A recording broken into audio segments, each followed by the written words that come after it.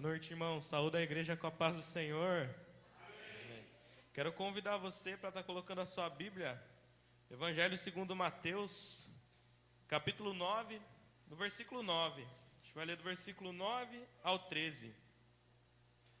Estava meditando nesse texto, esse fim de semana, e ele nos traz um ensinamento muito forte, irmão, principalmente para os dias de hoje. A palavra do Senhor nos diz assim: quando Jesus saiu dali, viu um homem chamado Mateus sentado na coletoria e lhe disse: siga-me. Ele se levantou e o seguiu. Estando Jesus à mesa na casa de Mateus, muitos publicanos e pecadores vieram e tomaram lugares com Jesus e os seus discípulos. Vendo isto, os fariseus perguntavam aos discípulos de Jesus: por que o mestre de vocês come com os publicanos e pecadores? Mas Jesus, ouvindo, disse: os sãos não precisam de médico, e sim os doentes.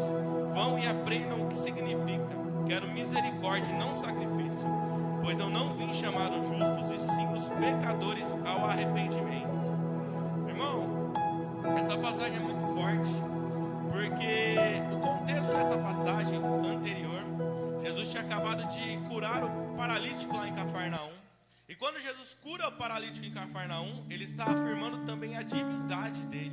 Porque Jesus, ele afirma nos versículos anteriores que ele tinha poder para perdoar pecados, uma coisa que só Deus podia fazer. Então Jesus, a partir do momento que ele afirma isso, ele coloca aquela sociedade em choque, principalmente os fariseus.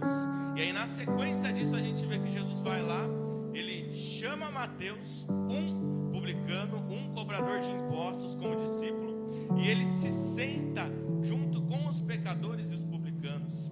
E aí, irmão, eu quero que você entenda aqui, essas pessoas que estão sentadas com Jesus não são gentios. Pela região que aconteceu esse milagre, essas pessoas que estão sentadas com Jesus provavelmente são judeus. São judeus que, assim como Mateus, decidiram trabalhar com o Império Romano, ou que não guardavam a lei de Moisés da mesma forma que os fariseus, e por isso eles eram considerados pessoas rejeitadas. Eu quero falar para você, irmão, que essas pessoas que estão aqui são pessoas que são excluídas, pessoas que são desacreditadas, pessoas que ninguém iria querer com eles na mesa. Essas são as pessoas que estão com Jesus, e por isso deixa os fariseus em choque, porque os fariseus eram aqueles que se consideravam sãos, aqueles que se consideravam limpos, aqueles que se consideravam santos, porque eles guardavam a lei de Moisés com rigor. Irmão, o que Jesus está mostrando aqui é que não importa se hoje você é um improvável, não importa hoje, irmão, se você se sente um excluído, se você se sente um nada, Jesus te escolheu do jeito que você é, e isso é muito forte. Mas é muito interessante também que Jesus aqui ele se compara a um médico. E aí a gente precisa entender o que era um médico no tempo de Jesus, porque um médico no tempo de Jesus é muito diferente de um médico nos dias de hoje. Porque o médico nos dias de Jesus não era alguém que curava só a parte física. O médico nos dias de Jesus era alguém que curava também a parte espiritual. Então quando Jesus fala que ele é o médico, ele está falando que ele não vai curar só o seu físico, ele vai curar o seu espiritual também. A cura que Jesus quer trazer aqui não é uma cura completa. Só que é interessante que Jesus coloca uma condição aqui. Ele coloca um motivo, porque ele fala que veio chamar aos pecadores ao arrependimento. E por que isso é tão importante, irmão?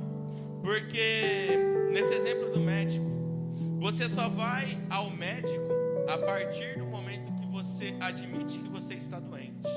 E a partir do momento que você admite que você está doente, que você não é capaz de se curar sozinho. Por isso que nós precisamos ir ao arrependimento. A partir do momento que nós admitimos que nós estamos tão sujos com o nosso pecado e que nós não somos capazes de nos salvar, nós não somos capazes de nos limpar. O único que pode nos salvar, o único que pode nos limpar é Jesus, porque é Ele que nos lava dos pecados, é Ele que pagou o preço por nós. Irmão, sabe o que eu acho mais incrível nessa passagem? Eu li para vocês o Evangelho de Mateus. Essa passagem está no Evangelho de Mateus, no Evangelho de Marcos e no Evangelho de Lucas. Mas Marcos e Lucas vão citar Mateus pelo nome de Levi, porque Marcos e Lucas Lucas tem a preocupação de trazer essa raiz hebraica do nome de Mateus. Mas o próprio Mateus, quando escreve o Evangelho, ele não escreve o nome de Levi, ele escreve o nome de Mateus, falando que ele é publicano, como se ele estivesse confessando assim para aqueles fariseus daquele tempo: estão vendo? Eu sou o Mateus, aquele que vocês viram sentado naquela coletoria de impostos. Eu sou aquele homem, mas Jesus me transformou. Então o meu passado dá testemunho de quem é Jesus Cristo. E é isso que o nosso passado tem que fazer, irmão. Mateus não esconde o passado dele aqui no evangelho dele. Nós também não devemos esconder o nosso passado. Pelo contrário, o nosso passado tem que dar testemunho do que Cristo fez por nós, para que mais pessoas venham a crer em Cristo através do nosso testemunho. Irmão, eu quero terminar essa reflexão com um ponto muito importante, porque na quinta-feira eu falei sobre o que é ser cristão. E a Bíblia nos ensina que nós devemos ser imitadores de Cristo em tudo. E se Jesus falou que Ele prefere a misericórdia do que o sacrifício, e se Jesus acolhe os excluídos, eu te levo a pensar como você e eu temos agido. Será que nós temos agido igual Jesus? Será que quando nós vemos um morador de rua batendo na porta do nosso carro, a gente ajuda ele ou a gente fecha a porta do carro? Se você vê alguém chorando, você acolhe essa pessoa ou você passa reto? Se você vê alguém sendo zombado, alguém sendo humilhado, você acolhe essa pessoa ou você dá risada junto? E enquanto igreja, irmão, quando foi a última vez que nós fomos visitar um doente no hospital? Quando foi a última vez que nós decidimos fazer um café, um almoço para as pessoas que têm necessidade? Quando foi a última vez que a gente foi visitar uma criança ou um adolescente em estado de vulnerabilidade?